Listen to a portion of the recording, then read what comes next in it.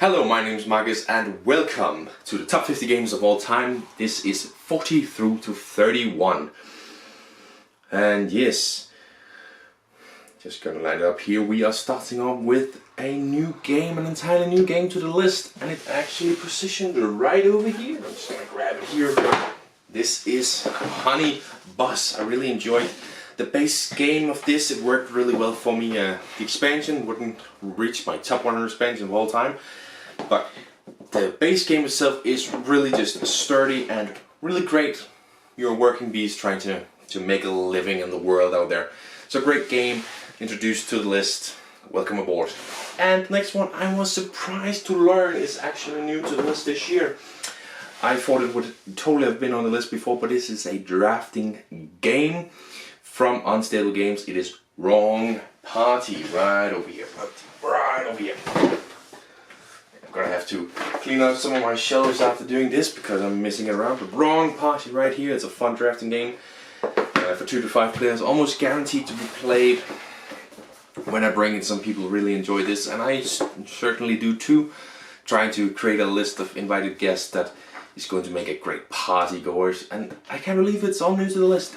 I definitely prefer it over Happily Dinosaurs, but here we are. Wrong Party, first time on the list at 39. In 30th place we have another new game, a game that's been on here before. It dropped from 32nd, so only 6 spots down, still in that same vicinity, so really nothing too shabby there. It is another Unstable Games game. It is Here to Slay. Yes, I think this is going to officially sit in as the third best game. Yeah, I don't think there's only 2 of these ones that are going to rise above it. Unstable Games always make very sturdy games, and who knows, maybe the expansion coming a little later this year will change my mind on it, will make me like it a little bit more.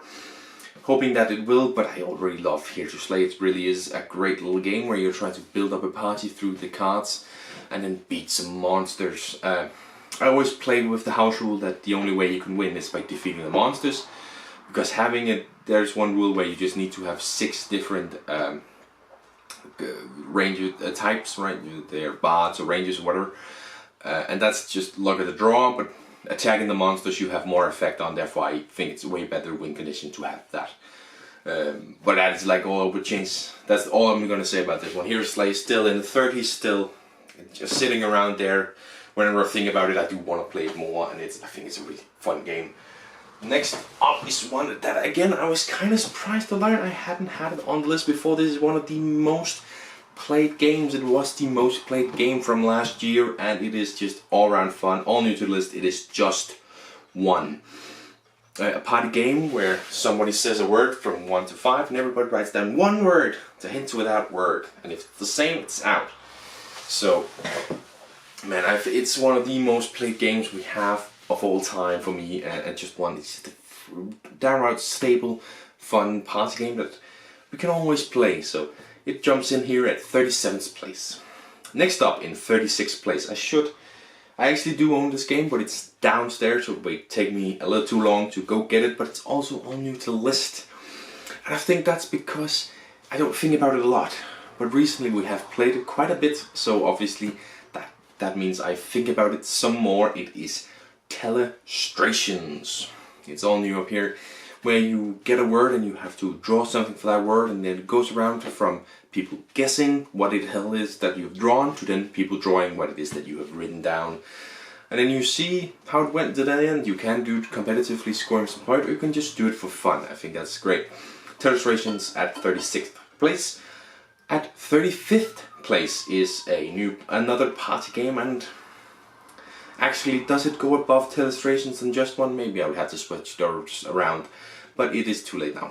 It's another one where you are trying to associate a word to another word, but in this instance you are trying to associate one word to 2 other words, and your opponents have to guess which of the 2 words match. It is so clever, basically, in a square around, so here there's a word, here there's a word, here there's a word, here there's a word, and you have these cards that have words there, there, there, and there.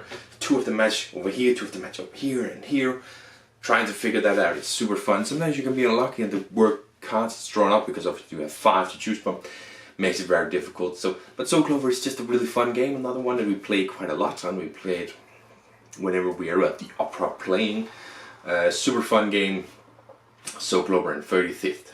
In 34th, we have a game that was on the list last year. It has dropped down ever so slightly from 21st down to 34th. That is, what, 13 places down, so still quite high. It is right over here. It is a polyamorous game, and it is, I think, the only surviving polyamorous game in my list. Baron Park. Polyamorous game was something that I loved at the very beginning of this, but now Baron Park is the only one that's surviving here in 34th place. It is I still think it's a really fun game. The expansion is probably a bit overkill. I shouldn't have gotten that one. I shouldn't have put it into the base game, so now I can't sell it. I would have lived without it, but the base game is just all around super fun. You're trying to build up these parks full of bears and filling it up completely and scoring points based on what it says on there. It's such a great little polyamorous game, and every time I play it, it reminds me why I like polyamorous games so much. So that is Baron Park number 34. Number 33 is another game that's also on here. Previously, it has dropped down quite a bit. It is up there in the drops. It was number 16 last year, but now it's down to 33, which is a 17 drop. That is quite high. I think it is the second highest drop, maybe third highest, but quite a large drop from War Chest. And I don't own War Chest anymore. So War Chest is a 2-player game. It's another 2-player game, which I still very much enjoy and love. It just wasn't getting played. It's not one that was getting played. I wanted to play it more and really check out the expansions for it, which I hadn't gotten around to doing too much of. But yeah, sometimes you just need to clear out the shelves a little bit, and unfortunately War Chest was just one of those. But it's still, I love it. It's a game where you are trying to build your bag to both have them to maneuver your soldiers around but also place them. But the more you place, the less you can maneuver. It's super great in that way. Doing all these things, really thinking about it, it's a super tactical game about how you build this up and then what do I draw, what can I use that for. Super amazing.